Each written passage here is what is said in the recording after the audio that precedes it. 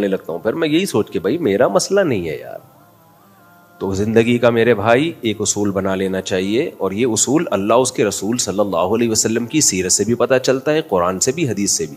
دنیا میں سب سے کامیاب انسان وہ ہے جسے اپنے غصے پہ کنٹرول ہو.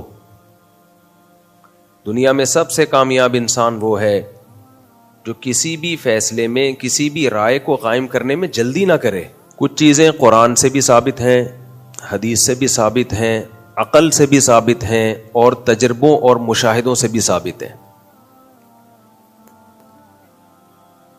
وہ کیا ہے؟ وہ چیز یہ ہے کہ کسی بھی معاملے میں، یہ جو میں نے آیت پڑھی ہے نا، کسی بھی کام میں، کسی بھی معاملے میں، کوئی رائے قائم کرنے میں، کوئی تبصرہ کرنے میں انسان جلد بازی سے کام نہ لے. ریلیکس کا لفظ سنا ہے؟ ریلیکس، جو بہت ہل رہا ہونا آدمی اسے کیا کہتا ہے؟ ریلیکس. یہ اس آیت کا مطلب ہے، ریلیکس. مسلمان ریلیکس ہوتا ہے، افراتفری نہیں مچاتا.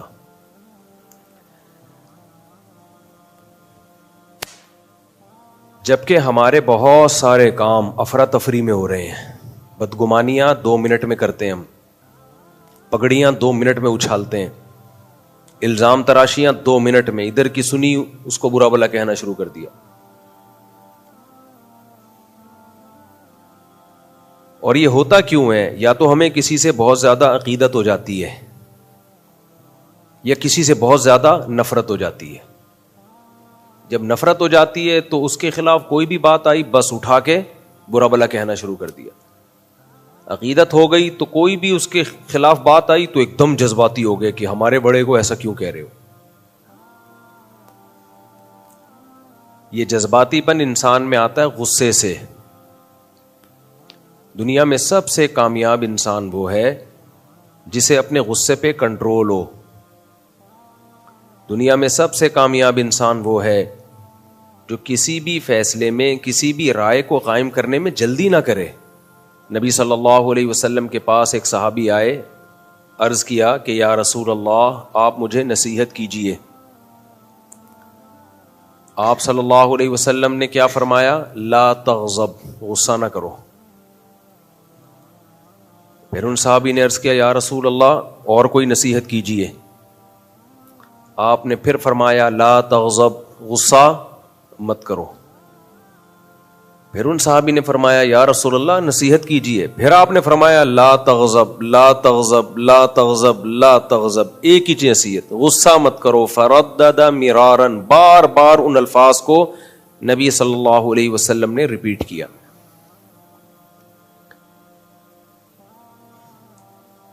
ہمارے سیاسی حالات آپ دیکھ لیں، سیاسی لیڈر ایک دوسرے کے خلاف، اور ان کے جو فالوورز ہوتے ہیں کتنی جلدی جذباتی ہو جاتے ہیں، ایک دم فتوے لگانا شروع کر دیتے ہیں.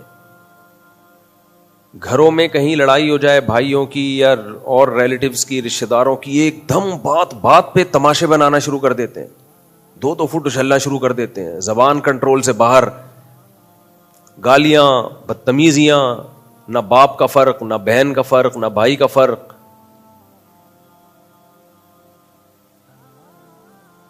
یہ جلد بازی کی وجہ سے انسان کی زبان بہت تیز چلتی ہے. نبی صلی اللہ علیہ وسلم نے ارشاد فرمایا جو مجھے 2 چیزوں کی ضمانت دے میں اس کو جنت کی ضمانت دیتا ہوں. فرمایا ایک شرمگاہ اور ایک زبان. ان السمع والبصر والفؤاد كل اولئک کان عنہ مسئولا. ہمارے جسم کے جتنے بھی اعضاء ہیں اللہ کہتے ہیں کہ ان کے بارے میں تم سے سوال ہوگا. منہ سے نہیں، یہ نہیں کہ منہ سے نکل گیا، نکل گیا تو بھائی معذرت کر لو. یا بنی آدم کلکم خطاؤون وخیر الخطائین التوابون. تم سب غلطی کرنے والے ہو، اور بہترین غلطی کرنے والے کون ہیں؟ جو توبہ کر لیں. نہ توبہ ہوتی ہے، غلطیوں پہ غلطیاں ہو رہی ہیں.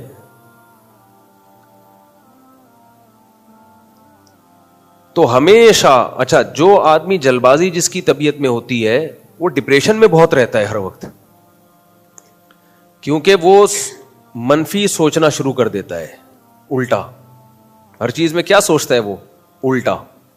ہر چیز غلط ہو رہی ہے, ہر چیز الٹی چل رہی ہے, سب لوگ غلط ہیں, سب یہودی ایجنٹ ہیں, سب اسٹیبلشمنٹ کے ایجنٹ ہیں, سب انڈیا کے ایجنٹ ہیں, سب پاگل ہیں, سب کا دماغ خراب ہو گیا, سارے ڈاکٹر بولو غلط ہیں, سارے حکیم 2 نمبر ہیں, سارے سیاستدان بے غیرت ہیں.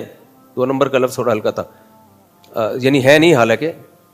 تو کیونکہ میں بھی جذباتی ہوں نا, میں بھی اسی سوسائٹی میں پیدا ہوا ہوں نا, تو میں تو اس لیے کہہ رہا ہوں میں جو باتیں کرتا ہوں تاکہ میری بھی اصلاح ہو نا.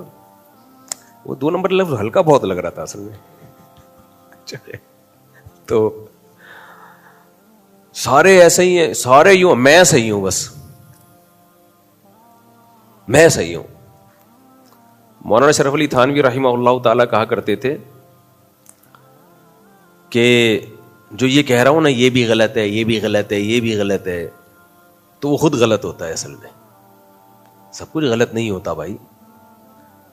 آج کل ایک ٹرینڈ چلا ہوا ہے اپنے ملک کا نیگیٹو پہلو دکھانے کا, بہت زیادہ چل گیا. یہ پہلے اتنا نہیں تھا. جو دنیا میں کہیں جاتا ہے نا, اگر روڈ اچھے بنے ہوئے ہیں, کتنے اچھے روڈ, ایک ہمارے ہیں, ابھی یہ کہنے کی کیا ضرورت ہے ہمارے ہیں, چھوڑ دو, یہ بولو بہت اچھے روڈ ہیں. میں تو اگر روڈوں کی برائی کرتا ہوں نا اس کو بھی پازیٹو میں لے جاتا ہوں. دیکھو کراچی کے روڈ, کراچی میں قبض کی بیماری عام ہے یا نہیں ہے بتاؤ؟ اگر یہ صحیح روڈ ہوتے تو قبض ختم ہوتا؟ بولو, کتنا بڑا اللہ کا فضل ہو گیا یار. بائک پہ جا رہے ہوتے دھوڑ کر کے بائک گرتی ہے, 3 دن کا قبض ٹوٹتا ہے. نہیں وہ تو ویسے کون سا بنا رہے ہیں, یہ کہہ رہے یہ بیان سن کے اب تو حکومت اور بھی نہیں بنائے گی, تو ویسے کون سا بنا رہی ہے حکومت. تو ٹینشن میں مت جاؤ یار. ٹھیک ہے روڈ ٹوٹنا ٹینشن ہے, اتنی بڑی نہیں ہے جتنی مسلط کر لی ہے. کام پھر بھی ہو رہے ہیں, گدے گھوڑوں پہ بھی ہو جاتے ہیں کام. جو جس کا کام ہے اس کو کرنے دو نا.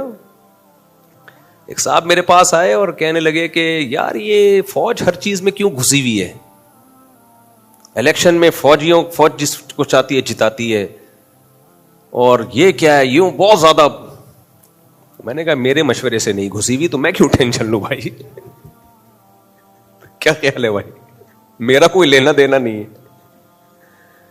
فوج اور کچھ نہیں تو یہ ٹینشن لے کے بیٹھ جاؤ. میں نے کہا یہ ٹینشن سیاستدانوں کو ہونی چاہیے, سیاستدانوں کو ہونی چاہیے, جو ہمارے سیاسی لیڈرز ہیں ان کو یہ ٹینشن ہونی چاہیے. کیا خیال ہے؟ کیونکہ کسی نے جیتنا ہوتا ہے, جتوا کسی اور کو دیا جاتا ہے, یہ ان کی ٹینشن ہے. اب آپ کہو گے بھائی جب